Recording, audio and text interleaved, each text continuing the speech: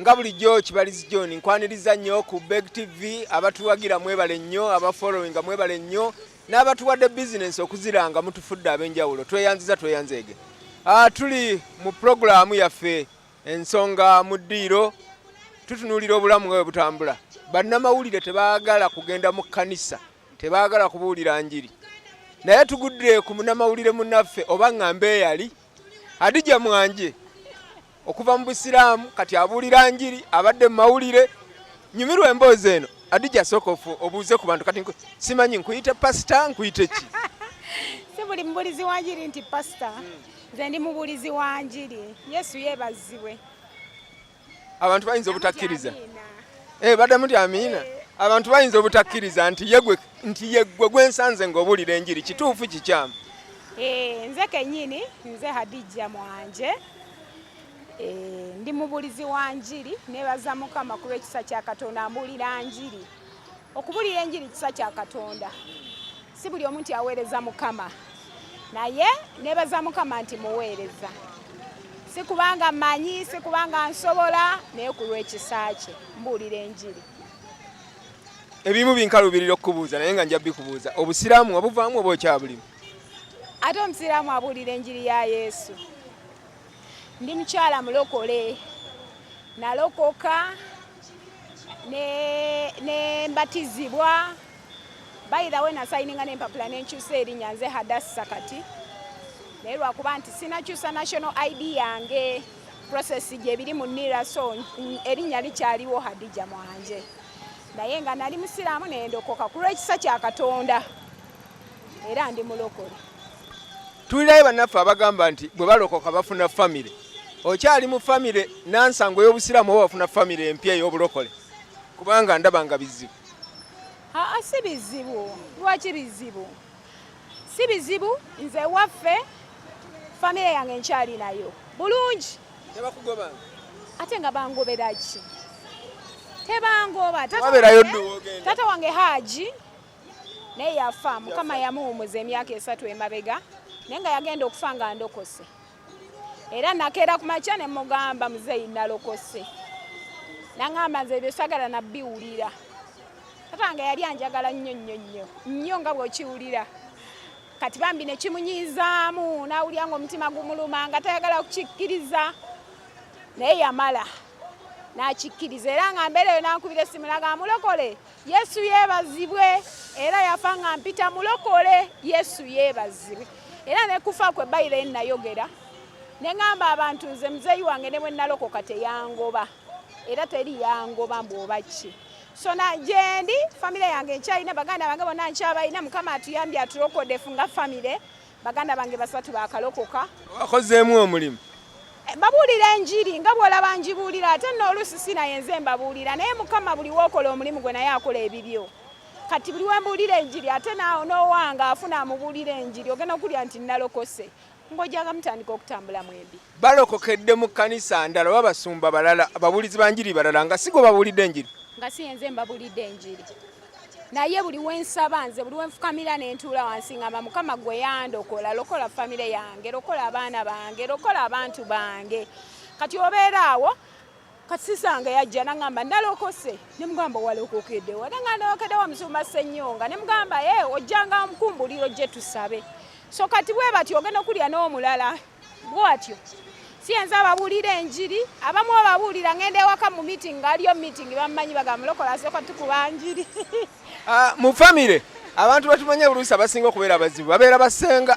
ne bakojja bagamba gwe mwanyi gwe abyana wabireka byayonooneka kati byalokoka basenga abo siina basenga nze saakuzako n'abasenga baafa bonna mu biseera by'entalo ne HIV nga yakajja baafa abasinga naye kyenina bwe bukojja n'abakojja bange bangi ate balina effujjo lingi ate ffe ne bukojja waffe mama wange mukatuliki ne bakojja bange bakatuliki naye ate mwattu ekyewuunyisa nabo baasooka ne banyombesa nga ndokose kati ne ŋŋamba naye kiki kino bannange lwaki omuntu nze abandiyaniiza nti omwana waffe yakkiriza Yesu yaddeyo bamuyita Yesu naye nga ndigambye naye mwattu nabo kyasooka ne bagamba obona abadde ki naye ate balina mutawaana tubonga tebalina mutawaana. My uncles are my friends.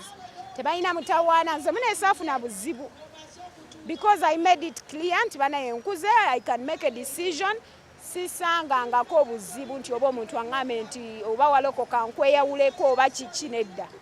Dirisa Kiggundu aŋŋambye bwe nkulaba nkubuuze kiki ekyakuwaliriza okulokoka? Dirisa lwaki teyakinneebuuliza yampitako by the way ng'ambuulira enjiri. Naatya n'adduka.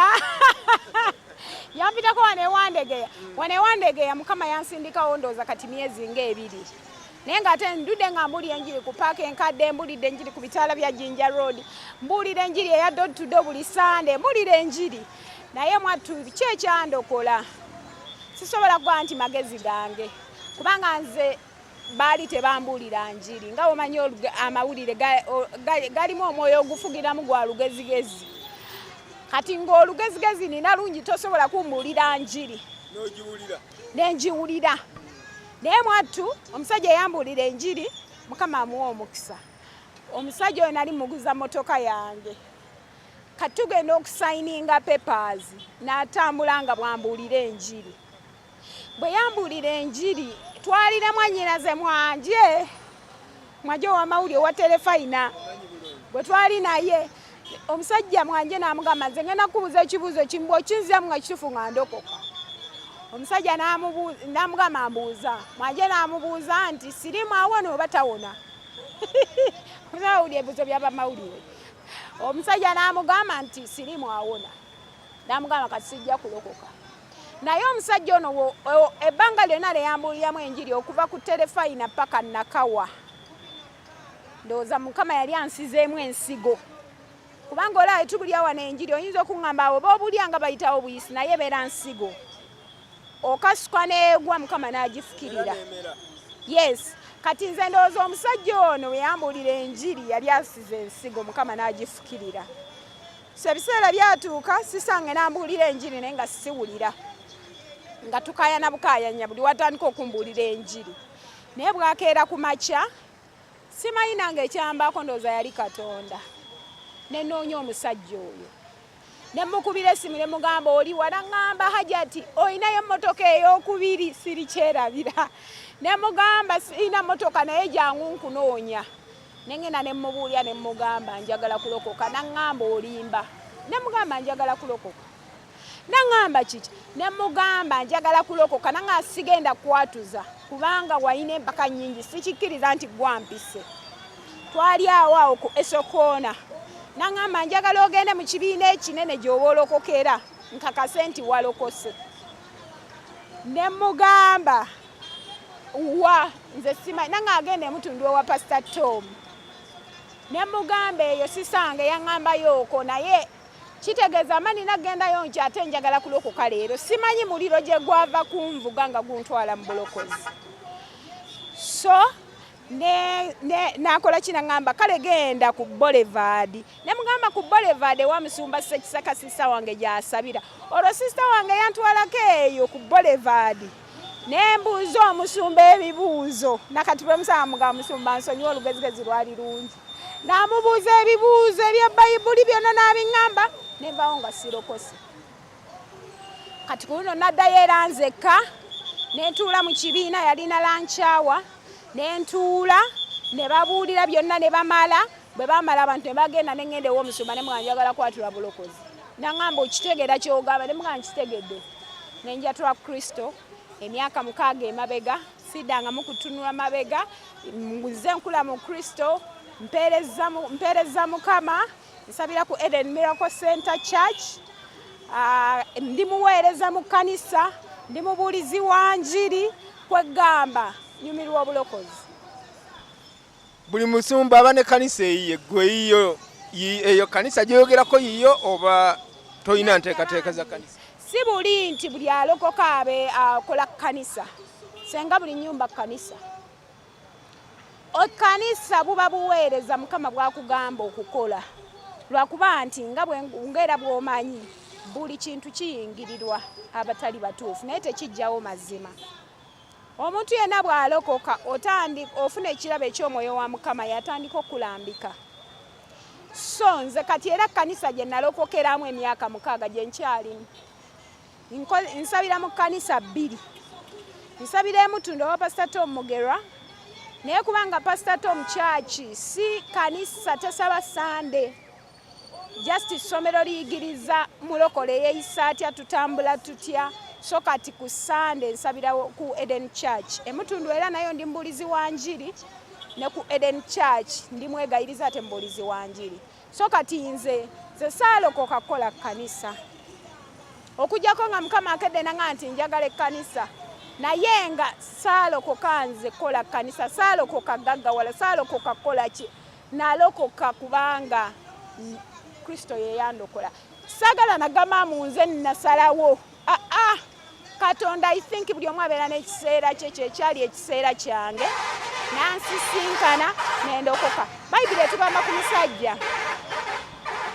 omusajja oli yalina empaka Sawulo yatulugunya kanisa nga tosobola namubulira njiri naye Katonda yamutomera amaanyi ga Katonda gamutomera Pawulo yasinga ebitabo ebingi mu ndagaano empya lwaki Katonda asobola okwetomerera ye yennyini n'akwekoleramu omulimu Pawulo talina kanisa nti yeno kanisa yali ya Pawulo yasigala mubulizi wa njiri yatambula nga azzamu abantu amaanyi yatambula nga abuuliza kanisa y'ebikolwa by'abatume eyogerwako mu bikolwa by'abatume be bagisumba babasooka abayita naye nga Pawulo yali Sawulo omusajja yasinga okutigomya mu biseera ebya Kristo ate nkeera nga yabuulira enjiri n'ekyali kisa kya Katonda kye kyamutomera amaanyi ga Katonda gamutomera kaakati olwaleero si buli nti yalokoka alina okukola kanisa nze nalokoka kugenda mu ggulu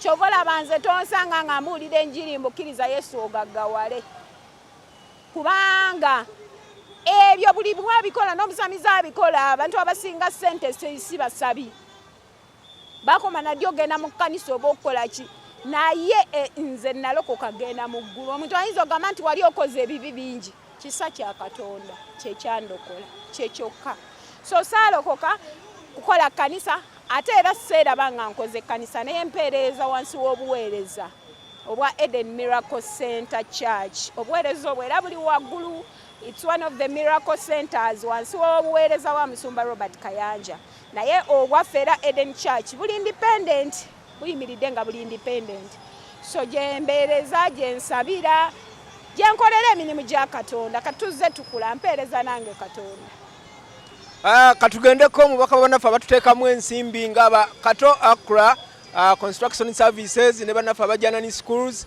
tulabe ate tukome wadi gyatubulire lwaki n'amawulire yagasuulirawo ddala oluvannyuma lw'okulokoka buli mulembe gukyuka n'enzimba naye ekyuka Kato Accra Construction Services Limited twakuguka nnyo mu kuzimba okwa buli kika okutuukagana n'omulembe tuzimba biodigester septic tank tezijjula ate ng'okuzimbibwa etwala ekifo kitono ddala ab'amaka amasomero amasinzizo hotels n'ebifo ebirala mwetaaga kabuyonjo ekika kino mutambule n'omulembe tukola general construction okuba plan eza buli kika okukola finishing electrical installation plumbing okusiba tiles ne painting kw'ossa n'okusima enzizi eza buli kika tusangibwa Nateete ku Prime Village Mall level 2 room D7 esimu noti 757 noti 54 nya noti oba noti 772 noti 9 nya 21 Kato Accra Construction Services Limited Zimba Uganda bwe banaakulaba bagenda kwewuunya bangi tebakimanyi amawulire wagavaamu ekyagalimu amawulire basoma amasome n'ofuuka profession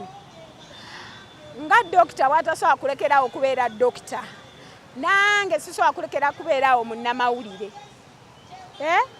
sisobola naye I just shifted to another kind of communication kati ndi mu communication wa corporate communication nkolera nina ekitongole kyenkolera ate era nkyali mu mawulire lwaki kubanga nina ekibiina ekya High Sound for Children kirikola media for children work so once a journalist always a journalist nkyali mu namawulire bubaka ki bw'olina eri bannamawulire okuva eri Katonda sobola kuwayiriza Katonda nti yaŋŋambye mbagambe naye nze mbagamba nti Yesu lyekuba amazima n'obulamu teriyo walala Omanya amawulire ye profession gy'obeera ng'omanyi buli kimu ekikwata ku buli omu naye nga tomanyi bikwatako.